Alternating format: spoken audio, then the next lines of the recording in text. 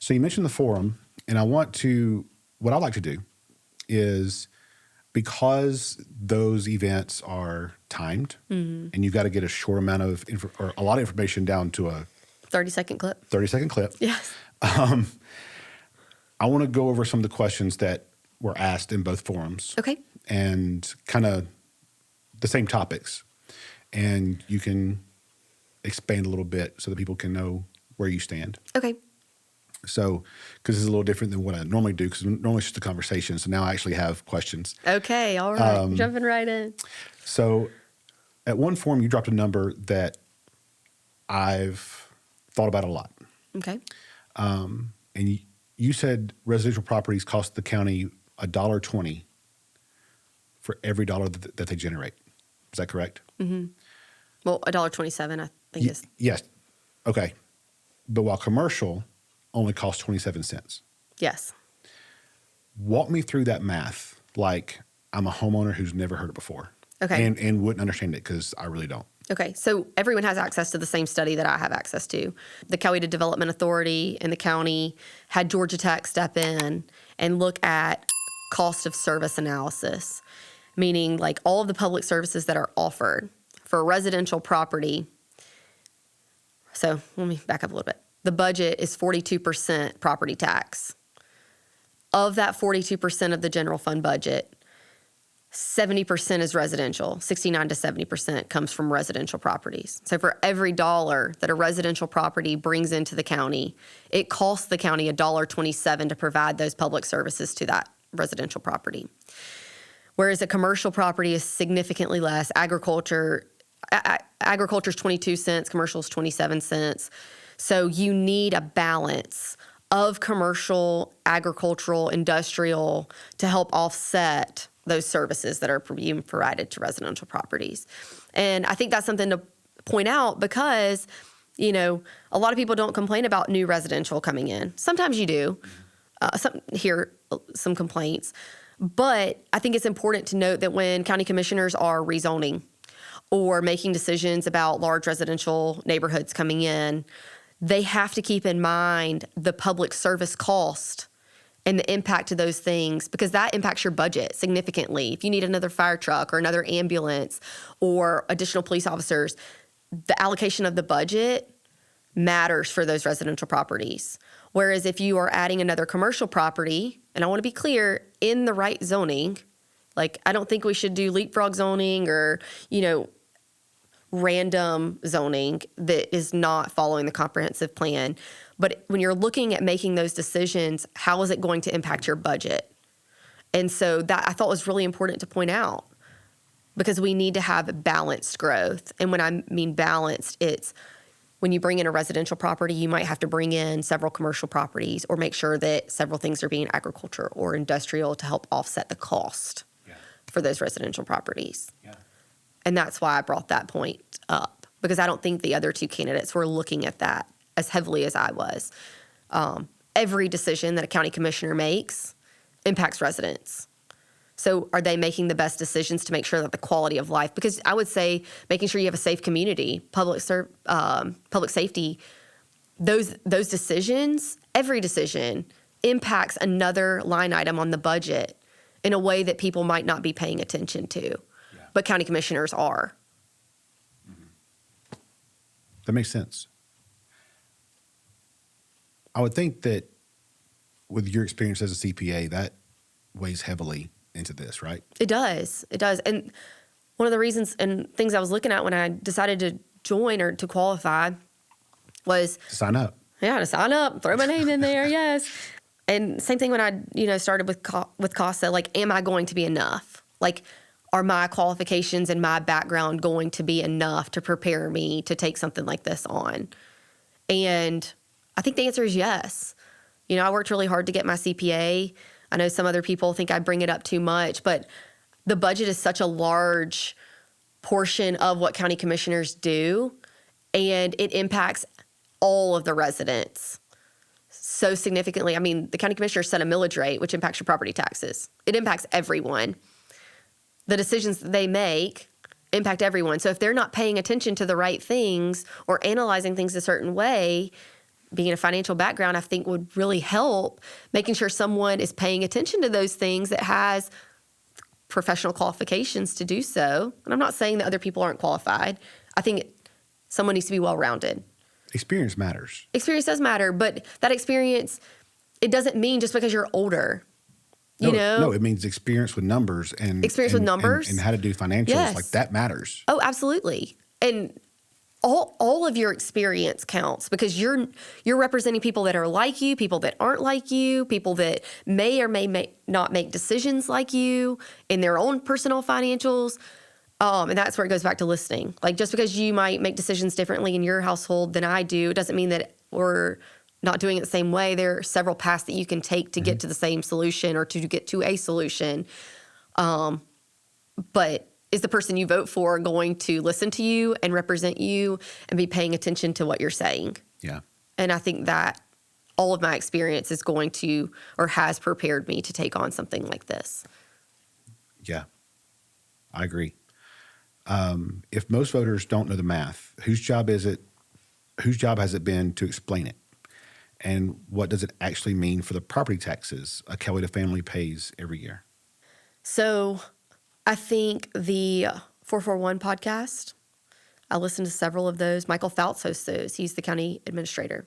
I would say start there. If someone doesn't know how decisions are being made, come to a county commissioner meeting. And if you don't have enough time to come to every single one, listen to a couple of those podcasts that Michael Fouts does with various people in different departments across the county. Very helpful in understanding what each role is, how they make decisions, what they're paying attention to. You have to be willing to take the time. Yeah. The information is out there. It's just, are you willing to take the time to read it or to listen to it or to talk, to have a conversation? So, and not everyone does, but it matters who you vote for. It goes back to making sure you vote for the person that's going to represent you well and make decisions that are most closely aligned with how you would make decisions. And that way you don't have to look at every single thing. Yeah. You know? Okay. A big one that I think everybody has an opinion on except for me. Okay. Project sale. Okay. And the reason I say that is because I see both sides. Okay. So I haven't really come to an opinion on for or against. Okay. So I do see both sides of it, and I need to learn more before I can. So the project sale is a $17 billion data center, which is an issue across the country. Right. In everywhere. It just went down, or it got approved, right? It did. 3-2. Yeah. 800 acres were rezoned. And you said that the county moved too quickly without fully understanding long-term impacts. Right. What would slowing down have actually looked like? With it being such a hot topic across the entire United States, even in international, where are these going to go? How does that impact Coweta County? Slowing down and understanding how it's impacting other states and really doing more research all the way down to how it's going to impact an individual family, I think would be more helpful. And right now we just don't have that information. Like, I don't know if our commissioners contacted other counties and said, hey, what does that revenue actually look like for your county? Did they make that? Did they do that? Did they have those conversations? Did they do that research? I know they went and visited a data center. I know they established an ordinance and they put a moratorium on them for a period of time. And they said the ordinance is very strict. But with electricity rates being frozen right now, we're not going to know for several years. And I mean, it takes 10 years to build out a data center. We're not going to know for several years how that's going to impact the individual household. And I've seen 240% spikes in household electricity bills. There are so many people that cannot afford electricity as it is. So when you talk about that significant of an increase, and it'll be a surprise, because if it's frozen for a period of time and it suddenly jumps, there's no way for people to plan or prepare for those decisions and how they're going to include that in their budget. So I would like to be very clear. I would not have voted for Project Sale. certainly not in the rural conservation location. I feel horrible for the families that have been impacted that are surrounding that area, because when you make a decision to move somewhere and that land is rural conservation and you have that expectation that your property values and your home is going to be protected and it's going to remain in that character, and someone makes a decision that impacts that property value significantly and the area that you live significantly, that's a major household overhaul, change. I mean, my goodness, where you live, it should be peaceful, right? I mean, we talked about that. Your home should be a safe space. And when you have that much construction going off for a period of 10 years, not just on that land, but on the roadway, I think it could have been done differently. Yeah. Even done differently in the fact that there were people that wanted to be in those meetings, that there was no extra room for them to be in there. And if it's impacting you, you should have a seat at the table. You should be in that room. You should be able to hear those conversations and be able to listen to what they're deciding and voting on. So I don't think it would have hurt us to put a pause on that. 2 years, 3 years, 4 years, 5 years, until we know what the long-term impacts, wildlife, environmental, wildlife, water, household electricity bills. There are so many unknowns that I think that we could have slowed the rate down at which we were making that decision, because if they want to come here, they're going to come here. They might be willing to wait 5 years. If not, they're going to a neighboring county, and the neighboring county can whatever the property tax revenues are, or business personal property tax revenues are. But there will be other opportunities that come down the line. Just like I talk about with economic development. You don't have to just rubber stamp the first thing that comes across your desk. But I think the reason why they made that decision, and one thing I talked about in the forum, was I think the reason why they made that decision was because with the proposed legislation to do away with property taxes, there's been a lack of long-term financial planning for the county. They're planning on a 1 to 2 year, not a 5 to 7 or 7 to 10 year horizon. And so when things like pop up, like this administration building or the animal shelter or animal adoption, they're making those decisions, but they haven't planned for them. It's just like if you get an unexpected bill in your house.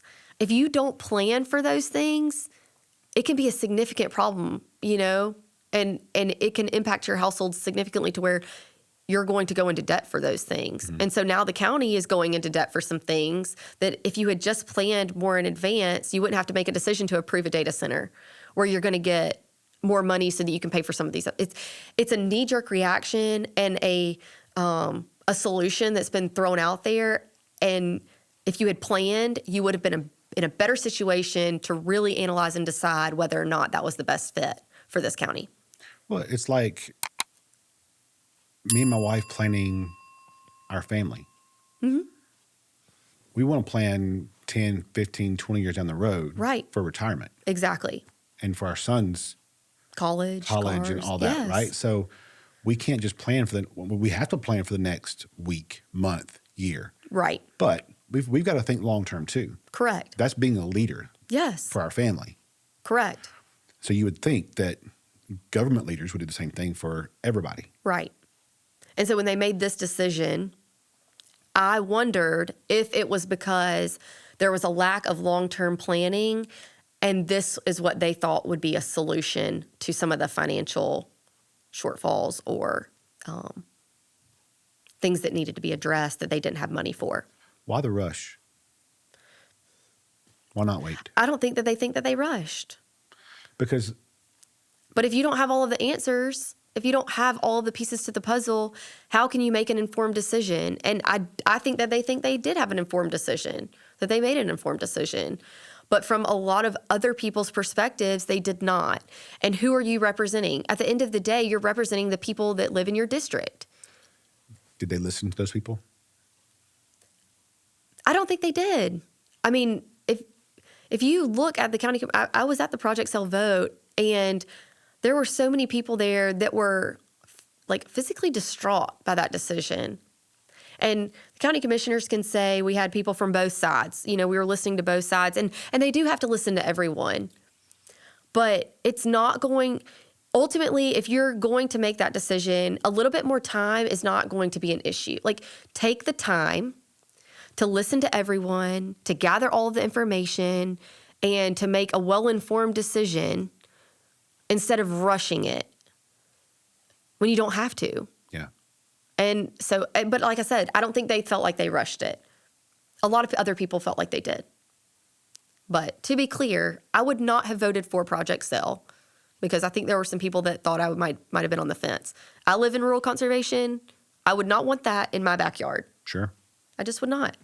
And so I think protecting the areas that are rural conservation and pushing those types of developments where they belong into industrial zoning is more important. And I'm not even opposed to putting a moratorium on them and saying, let's wait. I'm curious if the commissioners who voted yes lived in that area, if they would have still voted yes.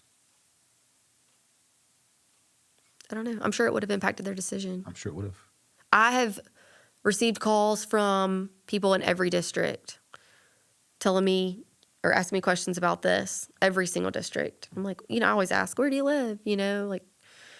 And they said, well, I want to know how you feel about it. And that's okay. I mean, because on a statewide level, like I'm representing the entire county, right? Focusing on District 3, then Coweta County, and then at a statewide level, how does Coweta fit into Georgia? And so I'm okay taking those calls. Right. I know a lot of people in various districts, but I don't think anyone was happy about it. There might have been a handful, but I heard so many more against than I did for. Yeah. Yeah, I'm just curious if the people who voted, if they lived.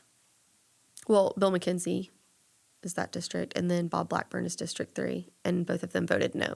Mm-hmm.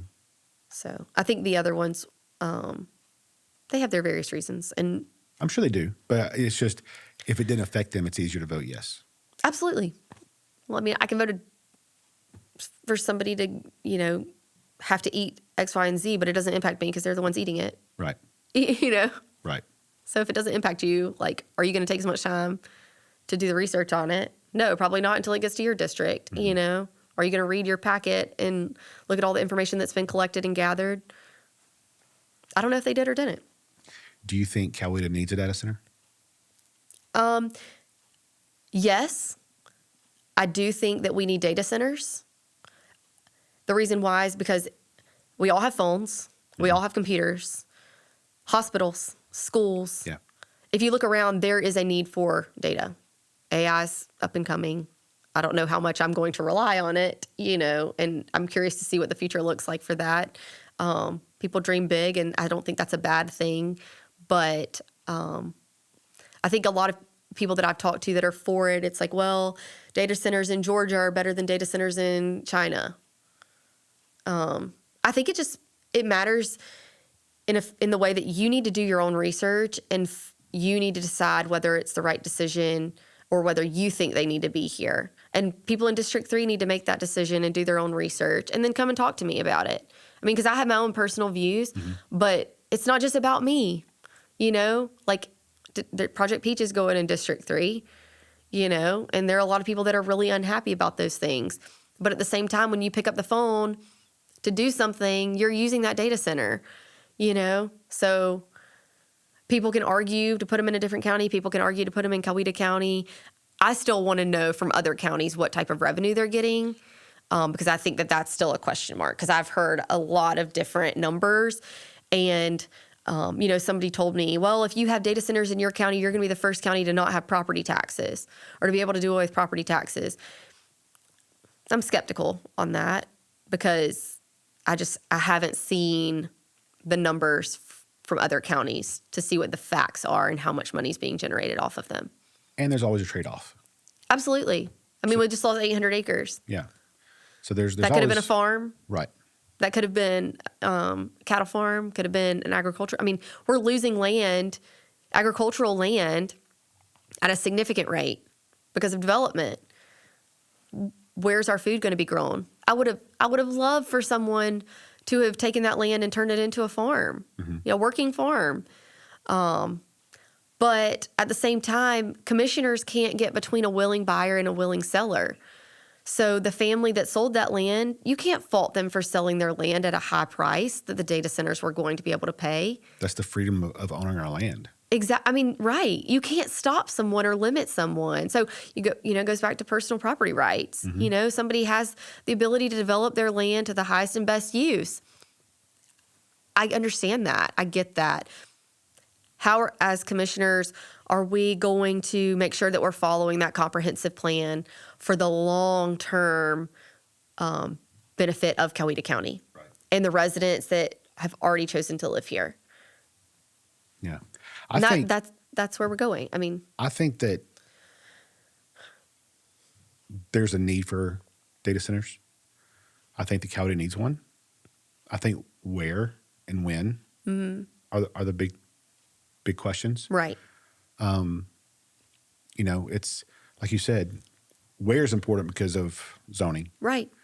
but also when do you rush it without all the information? And as a CPA, you want all the data Right. before you make a decision. Right. So, as a business owner, I'm the same way. Like, I don't want to make a decision for my business without data. Right. I got to have all the variables Exactly. because I can make the best decision and a clear decision based on that. Right. So, something this big should work the same way. Right. So, I'm definitely, without knowing everything about it, like I reserve the right to change my mind, which, I think we all should. Right. But based on what I know now, I think that we do, and it's valuable because of where AI is going and phones and everything else. Well, hospitals. Hospitals, exactly. So I think that we need them. It's just where and when. Right. So yeah, that's kind of. I agree with you. Yeah. We'll see. Time will tell. We'll see. Okay, this one came up a few times, and I liked your answer on those. And I want to make sure we get a more longer form. Okay. Talking about first responders. And so my dad was a firefighter and EMT back in Rome. There's a big thing with pay, turnover, and retention in the county. What's the real problem? And what is actually within the commissioner's power to fix that? I think the retention issue is everywhere. I think it's really important that we address any pay discrepancies between here, cities, other counties. I think that they've really tried to make an effort to do pay studies and analysis with other places to make sure that they're competitive. I still think we have a long way to go. I don't think first responders, police, fire, EMS should have to get second jobs or start a separate company, their own businesses to make sure their household needs are being met. They're serving our community, and we need to make sure we're taking care of them just like they take care of us. And protecting us. Absolutely. Yeah. They are. I mean, when you pick up the phone and you call 911, you expect someone to answer in a very short period of time and be able to direct the services that you need as fast as possible. And I was able to go to the 911 emergency response center, and those women are incredible. They are absolutely incredible. They answer the call so fast, and they know exactly which questions to ask and how to make sure that they're reaching out to the right, dispatching the right people to the scene so that your needs are taken care of. Making sure they have a livable wage so that they can continue to live in Coweta County is so important. Police, public safety. We talked about having children. When I go anywhere, I think about where I'm parking, even the location in the county that I'm going to, because I want to make sure that I'm safe. I have a small business. People need to feel safe starting their small businesses in your community, because if they don't, and you've lost that sense of safety, that personal safety, then you're not going to have new people come into the county, which is going to take away from economic development, because if people see a declining rate of growth, they're not going to come. They want to see increased numbers of growth. But every decision that I make and where I take my children is based off of, am I going to be safe there? I have to think about those things. I mean, just like you do. Right. You don't want to go into a part of town and feel like you can't get out of your vehicle. Right. So someone's not going to open their small business in that part of town if they don't feel safe getting out of their car, which leads to economic development. Taking care of your first responders is just the first step in making sure that you have a safe community. Yes. And that you have new business growth and people want to move here. So it feeds into every other quality of life decision. So I'll share this with you. Public safety does not stop with first responders. It also feeds into our judicial system and making sure that our DA Cranford, has the resources he needs. Solicitor Godfrey has what she needs, because police officers can arrest people all day long. But if you can't take them through the judicial process timely, and they're sitting in prison, that costs money. The victims are not getting a timely reconciliation, and so that they can move on. And it goes back to budget allocation. How can we best make those budget allocations to take care of our first responders and to make sure that the needs and public safety in the judicial system are taken care of and addressed so that you have a well-rounded community? Because, like I said, it's not just about the sheriffs or the firefighters. It's also about making sure that you set a tone for the people coming in, and even criminals that want to come here and, do what they do. Yeah. Making sure that they know Coweta is not the place to come and do that. And so that's why I think my qualifications are going to serve Coweta well. Being a CPA, making sure we're looking at how that budget is allocated so that we can address all of those things, and not just at a 1 to 2 year time frame, but a 5 to 7 year time frame, because we need a new courthouse. Yeah. Where's that money going to come from? Just like if we're planning for our kid's car or our child's wedding or our child's college, you have time to plan for those things. Are you making the decision today that you need to make by putting a little bit aside to be able to fund those things down the road? And so these are not like the DA's office and the solicitor's office. These are not just wants. They are needs. Right. They are true needs. We need investigators. We need additional attorneys. We need victim advocates. And those things matter. It all is related. So it's important. Very important. Taking care of our first responders is important. Very important. So if you win, what's the one thing you want to be able to point back to in 4 years and say, I did that? I've thought a lot about this.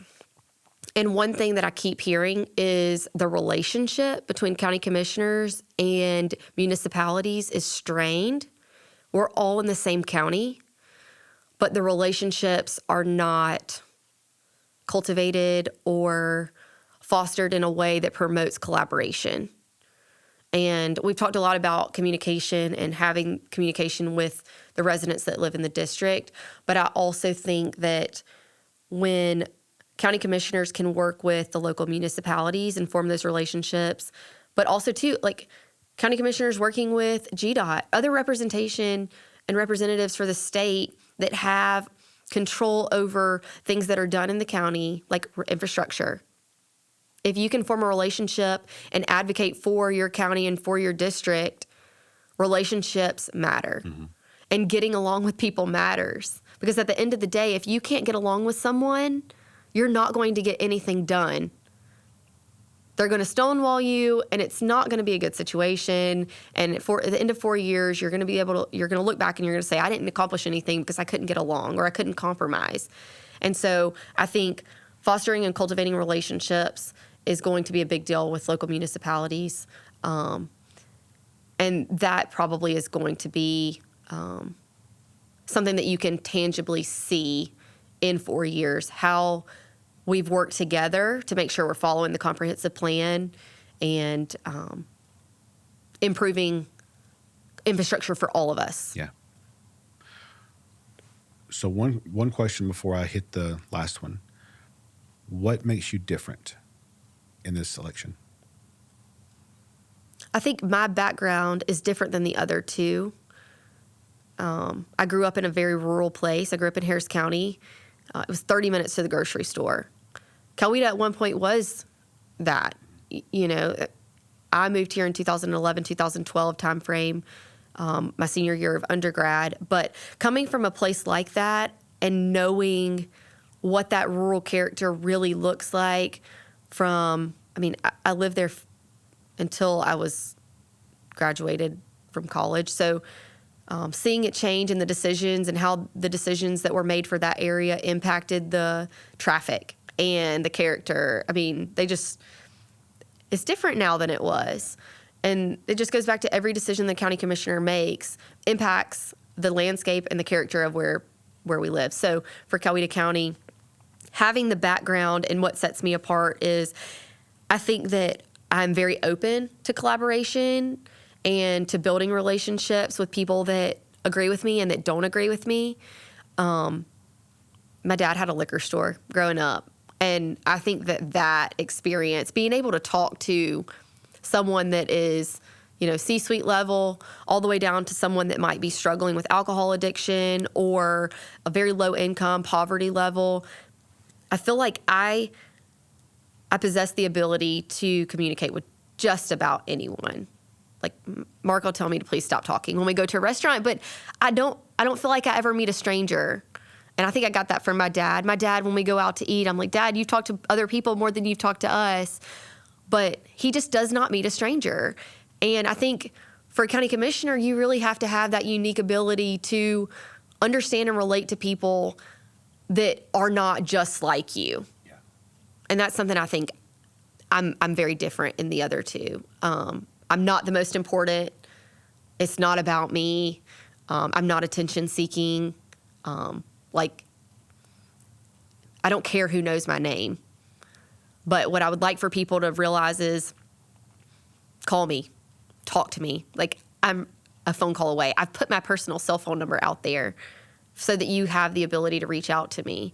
And I think the person in this role and what's going to set me apart or make me different is the accessibility.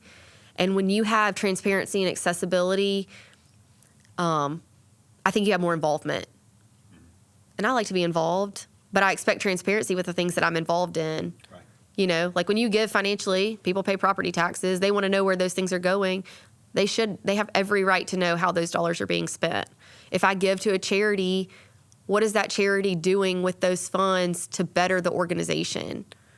So I would like to think that my professional qualifications mixed with how I am personable, those are things that are going to help me be successful in this role. I agree. And like I said, I do offer a different perspective. I'm 35 years old, young family, 4 children, ages 4 to 11. I am living the life that a lot of people in District 3, 1, 2, 3, 4, and 5 really are living. And I think that's needed on the board. I really do. It's different than what's being currently represented. Yeah. And I hope that people recognize that I'm trying to do something not to be self-serving. I said something the other day, like a county commissioner shouldn't be limited by their position. And I didn't mean it like, oh, I'm going to go buy and flip properties. I'm not a real estate agent. I meant it in a way that was, I'm living and working in this community as a CPA. Mark and I have talked about moving our business from Peachtree City to Newnan because our commute is 40 minutes some days. We've looked at properties here. I would like to be able to buy an office in Newnan, in Coweta County, close to my home, so that I don't have a long commute. And maybe potentially buy another CPA firm that's already currently located here as my block of business.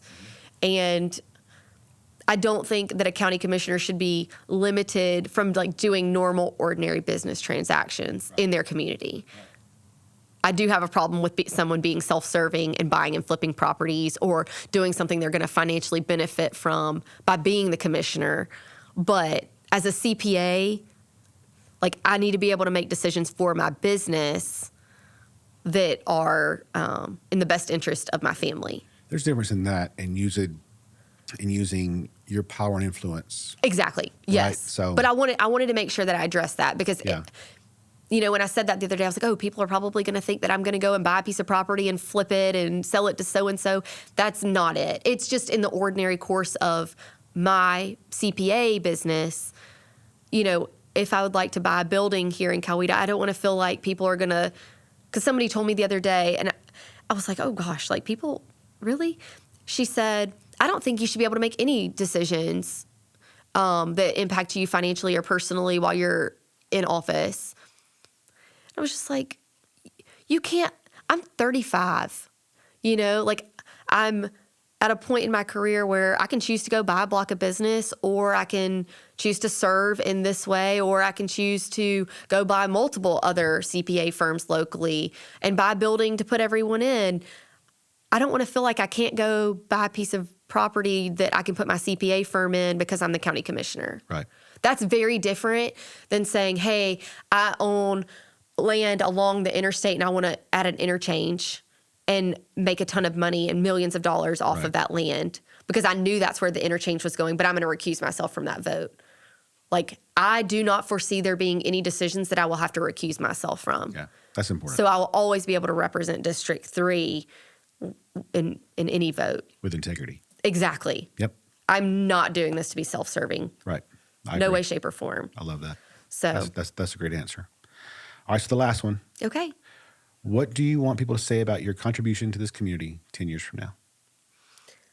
I want people to remember that I made decisions following the comprehensive plan, because I think that is really the direction that Coweta County is headed. If you follow the comprehensive plan that has been in place and been established with a lot of collaboration, that has been set up so that we know where we're going. Just like I talk about the financials, we need to know where we're going.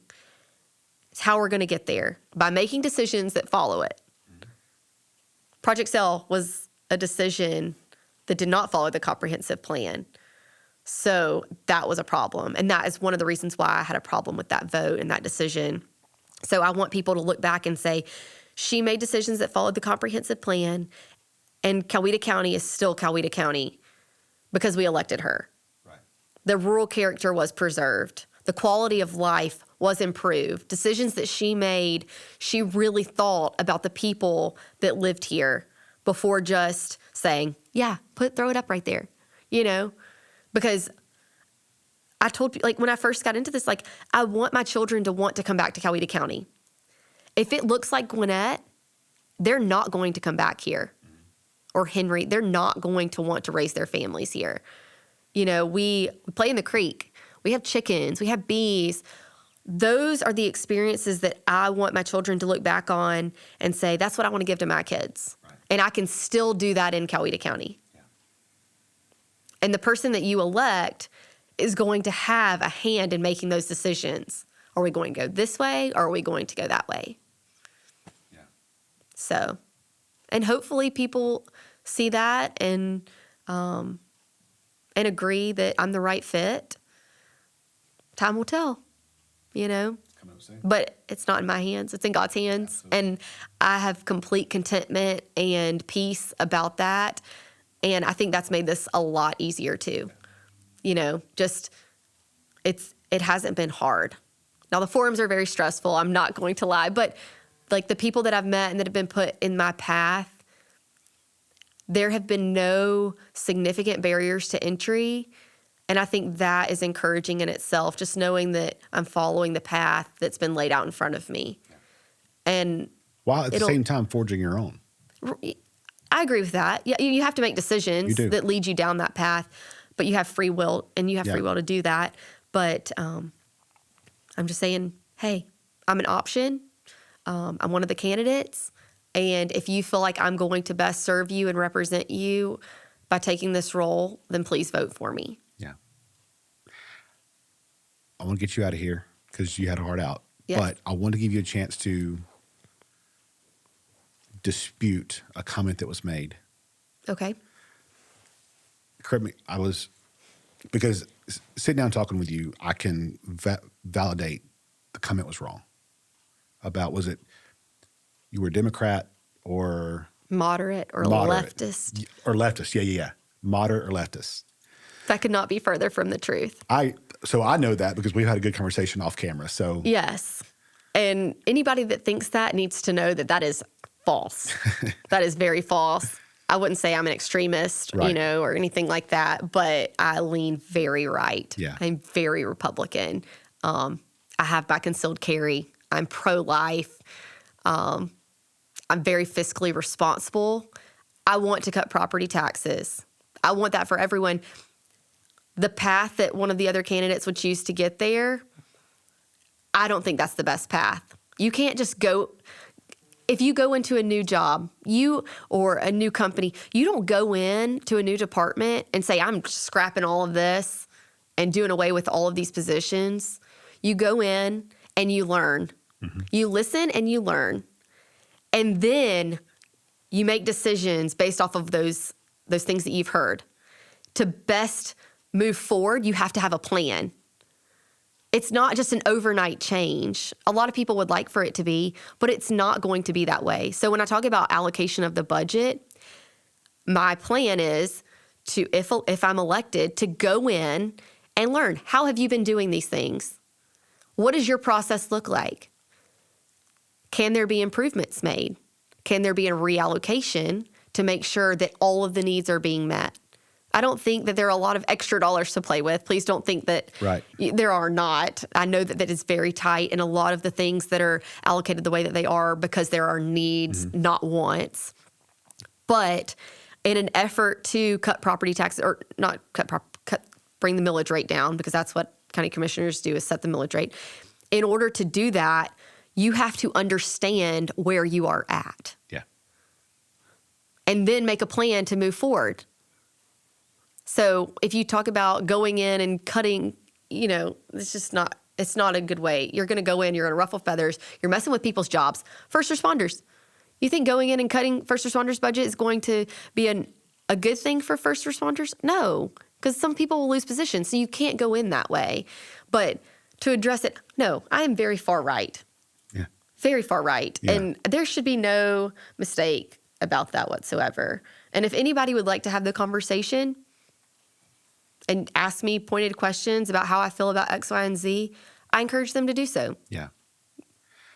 My take on what you just said is you can't just walk in and just change things. No. As one commissioner. Right.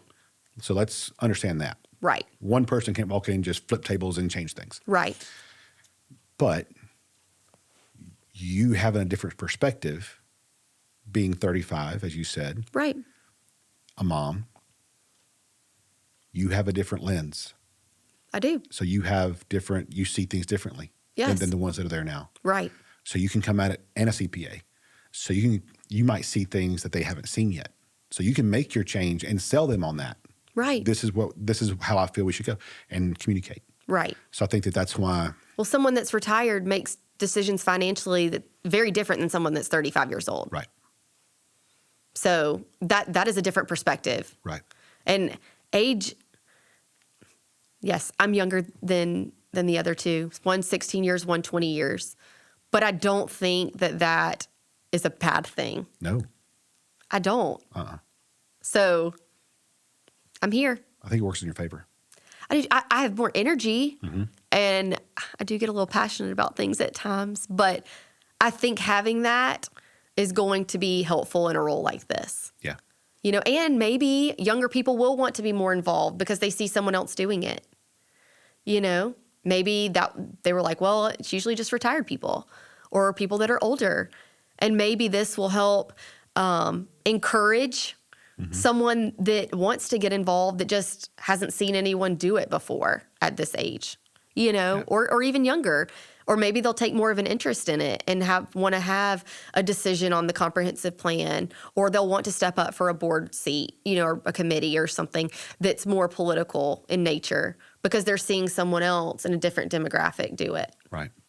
So we'll see. Time will tell. Time will tell. Yeah. Where can they find you? So I have a website. Okay. I also have a Facebook page. You have a Facebook page now. I do.